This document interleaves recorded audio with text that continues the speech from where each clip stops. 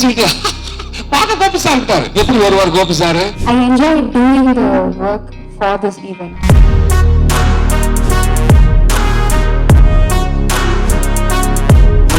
முடிந்த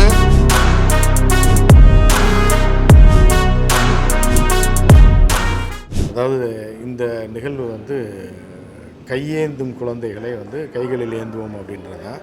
இது வந்து ஒரு சாதாரணமாக வந்து தெருவோரத்தில் பிச்சை எடுப்பது, யாசகம் கேட்பதுன்னுவாங்க. பிச்சை எடுப்பதுன்னு சொன்னால் தான் எல்லாருக்கும் புரியும். ஸோ அந்த மாதிரி இருக்கிறதுல வந்து இது வந்து இப்போ குழந்தைகள் மட்டும் இப்போ திடீர்னு வந்து குழந்தைகள் பிச்சை எடுக்க மாட்டாங்க. அவங்களுடைய பேரண்ட்ஸு அவங்க தான் வந்து இவங்களை கொண்டு வருவாங்க. அடுத்த ஸ்டேஜுக்கு என்ன பண்ணணும், அடுத்த வாழ்க்கையில் நம்ம என்ன பண்ணணுன்றதே அவங்களுக்கு தெரியாததுனால தான் அவங்க வாழையடி வாழையாக அவர்கள் முன்னோர்களும் பிச்சை எடுத்திருப்பாங்க. அந்த வழியிலேருந்து அந்த கல்வி அப்படின்றது தெரியாது, அவர்களுக்கு வீடு இருக்காது, ஏதாவது ரோட்டோரத்தில் தங்கியிருப்பாங்க. அவர்களுக்கு தெரிந்த ஒரே ஒரு விஷயம் வந்து உயிர் வாழ்வதற்கு, உணவு சாப்பிடுவதற்கு அவர்களுக்கு எந்த வேலையும் தெரியாது, படிப்பறிப்பு எதுவும் இல்லாதனால என்ன பண்ணுவாங்கன்னா குழந்தைகளை காமிச்சா வந்து எளிதாக வந்து இறக்கப்பட்டு பணம் போடுவாங்க அப்படின்றத அவர்கள் அதை ஒரு கான்செப்டாக எடுத்துக்கிட்டு காலங்காலமாக பண்ணுறாங்க. எப்படின்னா இப்போ வந்து ஒரு கை குழந்தை இருக்குது அப்படின்னோடனே நம்ம இறக்கப்படுவாங்க. ஐயோ பாவம், ஒரு பொண்ணு கை குழந்தைய வச்சுக்கிட்டு இருக்காளே, அந்த குழந்தைக்காக நம்ம எதாவது பண்ணுவோம்வாங்க. சரியா? அதுக்கப்புறம் அந்த குழந்தை வளர்ந்து 2-3 வயசு ஆனோடனே அது தனியாக பிச்சை எடுக்க ஆரம்பிச்சிடும். அப்போ வந்து சின்ன பிள்ளை பாவம் பிச்சை எடுக்குன்னு காசு போடுவாங்க.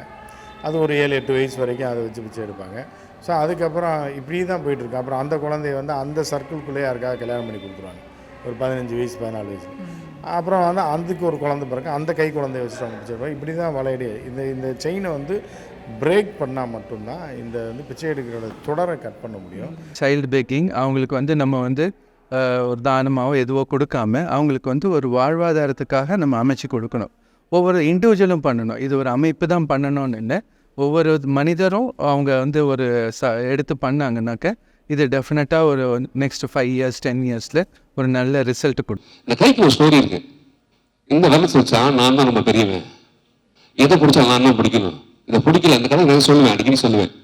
எதை பிடிச்சாலும் நான் பிடிக்கல அப்படின்னா கீழே விட்டுரும். 4 வரல பிடிக்க முடியாது.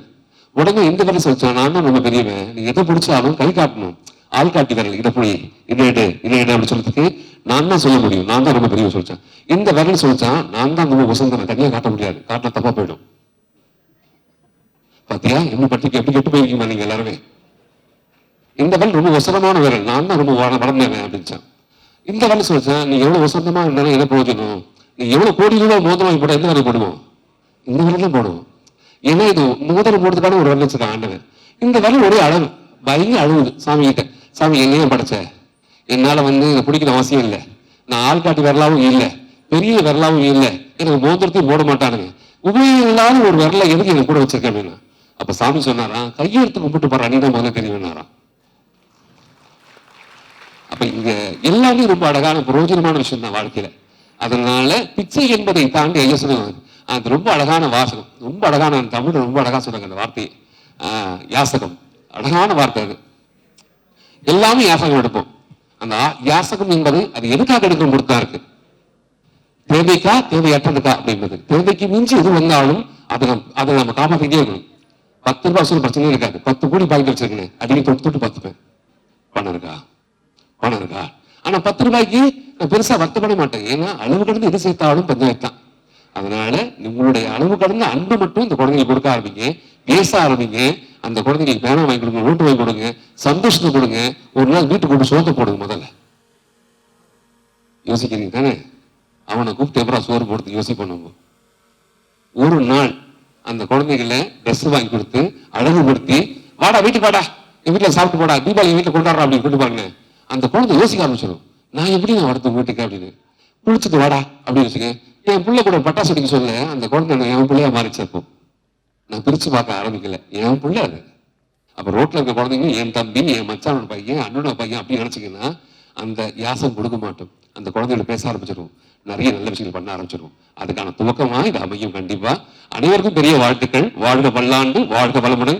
நான் பேசின வார்த்தைகள் யார் மனசாக தெரிஞ்சோ தெரியாமல புண்படுத்திருந்தா அது பெரிய மன்னிப்பு. ஆண்டவர் கை கொடுத்தா சொன்ன முன்னாடியே